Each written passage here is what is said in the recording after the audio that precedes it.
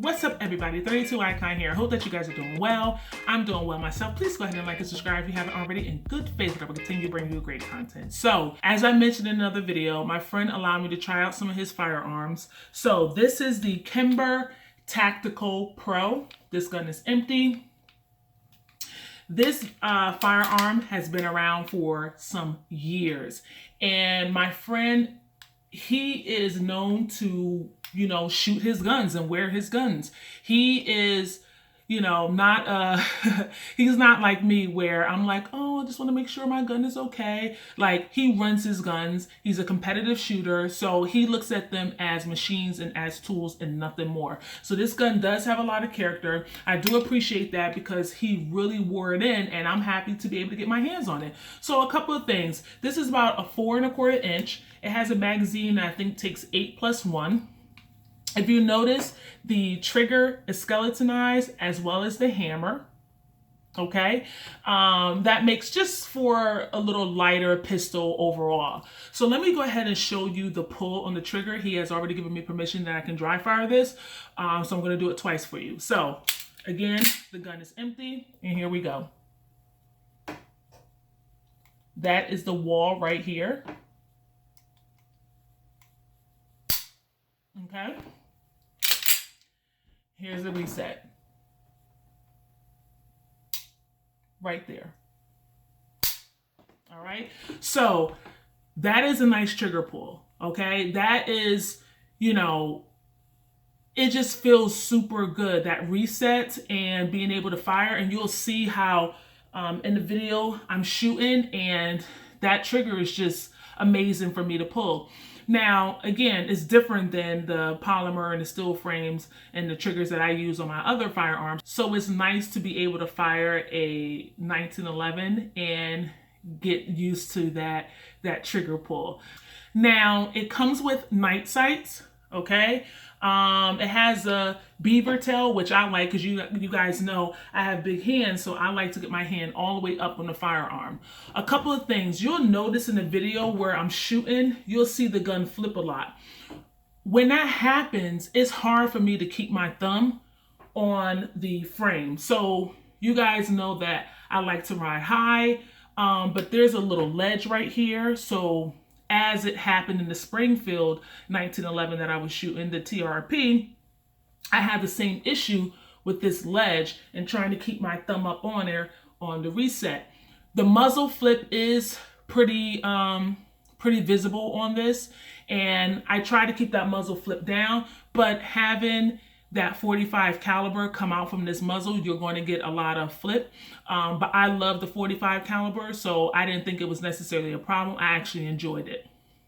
Now, the grips. These grips are worn in. I want to say they came with the firearm, but I could be wrong because, again, my friend is a competitive shooter, so he likes aggressive grips. He likes to change things out to make it comfortable for him. But I will say that these grips were really comfortable to have in my hand. And again, you can see that these grips are used. They're worn, and there's checkered. Let me see if you can see. They're checkered in there. So, and they feel good. I mean, I really enjoy shooting. They feel better than the grips on the TRP that I shot earlier this week. Also, what else can I say about this?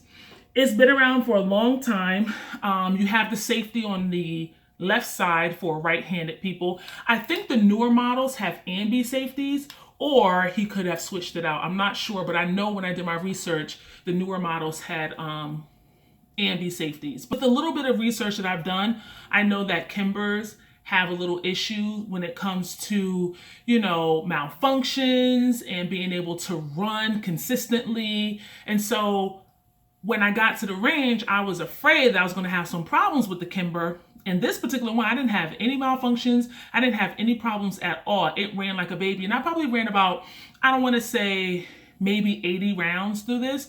And again, he hooked me up. He gave me free ammo to run it. And that was a huge blessing because you guys know that 45 ammo cost a lot of money, but it was accurate.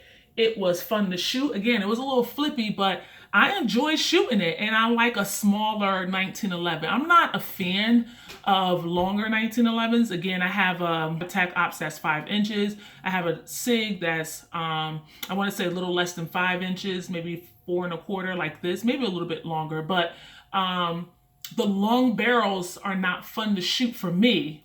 For whatever reason, I just like compact pistols. And maybe it's because of the way it grips and the way my thumb slides on those barrels, but I always find that I have a little bit of hiccup when shooting longer barrels on a 1911. But anyway, I don't know what else I can say about this that I haven't already said. Again, I'm new to the 1911s. You guys probably know way more than I do, but they are nice to shoot. They are fun. They're accurate. This particular one I didn't have any trouble out of. It was accurate. It was, you know, a lot of muzzle flip in the front, but outside of that, the trigger was very nice. And the grips were comfortable. I didn't have an issue with the safety lever. So overall, it was fun. The last thing about the sights, again, as I mentioned in another video, I wish the front sight was fiber optic. If it were me and I was shooting it often, then I will want a fiber optic sight on my front post. But you guys let me know. I hope I'm not missing anything. You know, Kimbers are customizable. You can switch out the grips. You can switch out the sights. I mean, you could do a lot of things to these 1911s. They've been around forever, and there are a plethora of parts on the market where you can really make it your own. So again, thank you for allowing me to rock with it. I appreciate it. Let me know your guys' thoughts on this. I hope you're treating one another with kindness, and I'll see you on the next video. Thanks. Peace.